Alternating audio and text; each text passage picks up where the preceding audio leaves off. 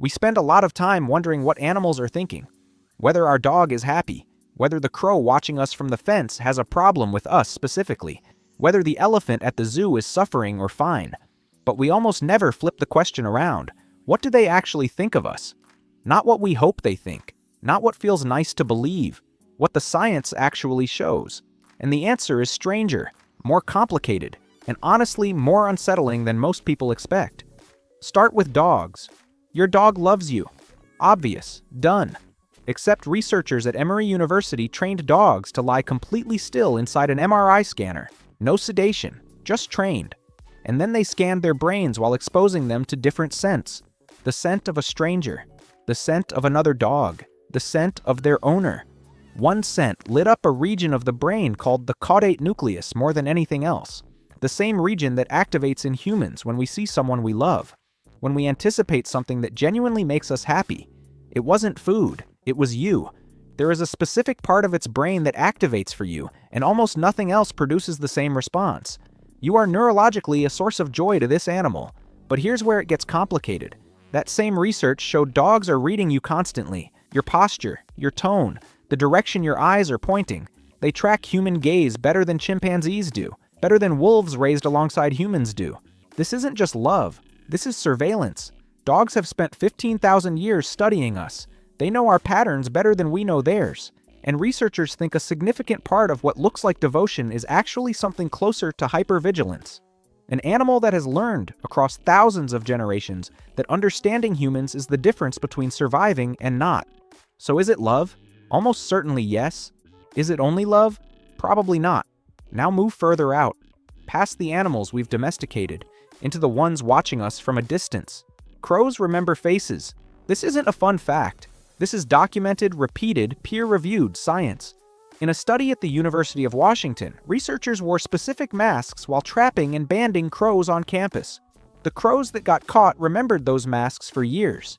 They would scold anyone wearing them. They taught their offspring to scold those masks. People walking through campus wearing a mask from a study conducted 5 years earlier would be dive-bombed by crows that weren't even alive when the original trapping happened. The knowledge passed down, generationally. Crows hold grudges across time in ways that most humans don't manage, but it works the other way too. In Japan, crows have been documented dropping hard-shelled nuts onto crosswalks and waiting for cars to crack them open, then waiting for the light to turn red before walking out to collect the pieces. They figured out traffic signals. They're not afraid of us. They're using us. We built infrastructure, and crows looked at it and thought, useful. To a crow, we are probably somewhere between a tool and a threat, depending entirely on what we've done to them personally. Dolphins are where this gets genuinely strange. Dolphins have been observed doing something researchers struggle to explain for years. They approach humans, specifically humans who are distressed, injured, or drowning. There are hundreds of documented cases going back centuries of dolphins guiding struggling swimmers to shore, circling people in shark-infested water, positioning themselves between humans and danger. In 2004, a group of swimmers off the coast of New Zealand were approached by a pod of dolphins that herded them together and started circling tightly. The swimmers were confused. Then they saw the great white shark. The dolphins held that position for 40 minutes until the shark left. There was nothing in it for them. Dolphins do this for other species too, including whales and seals. But humans appear on that list with unusual frequency given how rarely we're actually in the ocean together. What's happening in a dolphin's brain when it decides to do that? We genuinely don't know. The leading theory is that dolphins have a broadly applied rescue instinct, something that activates for any mammal in distress.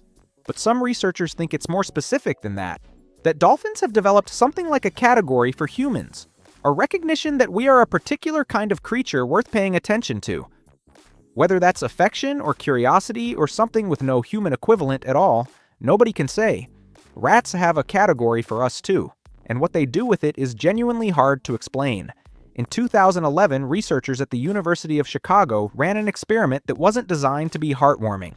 They put a rat in an open arena with a second rat trapped inside a small restrainer, a plastic tube with a door the free rat could learn to open. The free rat had never been trained. There was no food reward, no incentive of any kind. Within a few days, almost every rat in the study had figured out how to open the door and free the trapped rat. They did it repeatedly, consistently, even when the only reward was the company of the rat they'd just released. Then the researchers added a second container. This one filled with chocolate chips. The free rat could open that one instead and keep all the chocolate for itself. Most rats opened both. They freed their companion first, then shared the food. Rats, sharing chocolate, voluntarily, with no training and no incentive other than the fact that another rat was trapped and clearly distressed. But here's where humans enter the picture. Because researchers then ran the same experiment with one change. They raised a group of rats exclusively around humans, with no contact with other rats during a key developmental window. Those rats didn't open the door. Not because they couldn't. They'd seen the mechanism. They understood it. They just didn't respond to another rat's distress the way a normally raised rat did. The implication is striking. Rats develop empathy, or something functioning exactly like it, through their social environment. Who they grow up around shapes who they feel compelled to help. And when researchers pushed further, they found something that made the picture even stranger. Rats raised around humans showed measurable stress responses when humans in the room appeared distressed. Their cortisol levels, the same stress hormone that spikes in humans during anxiety, rose. They were catching our feelings, across species, because they'd grown up close enough to us to build us into their social world. To a rat, a human isn't background noise. If they've grown up alongside us, we are part of the group, and the group is worth worrying about. So what does all of this actually add up to? The easy story is that animals either love us or fear us, that they're basically reacting to whether we've been kind or cruel, that if we're good to them, they'll be good back. But the science is more complicated than that. Animals aren't just responding to individual humans, they're responding to humans as a category they've been building and updating for thousands of years. Crows passing down memories of specific faces, rats thinking us humans are part of their groups, dogs with entire brain regions dedicated to tracking our emotional states. We walk through the world thinking we're the ones doing the observing. We're not. We've never been. Every animal that shares space with us has been studying us longer than we've been studying them, building models of our behavior, passing those models down, updating them as we change. To a crow, we are unpredictable but useful and occasionally worth punishing. To a dog, we are something that doesn't fully translate into any other category. Not prey, not predator, not quite kin. Something new. Something their entire species restructured itself around over 15,000 years because whatever we are, being close to us turned out to be worth it. In 2019, scientists studying wild chimpanzees in Bossou, Guinea, documented something unexpected. A group of chimps had developed a specific call they used only when humans were nearby. Not the alarm call they used for leopards, not the one for snakes. A separate, distinct vocalization reserved entirely for us. They have a word for humans.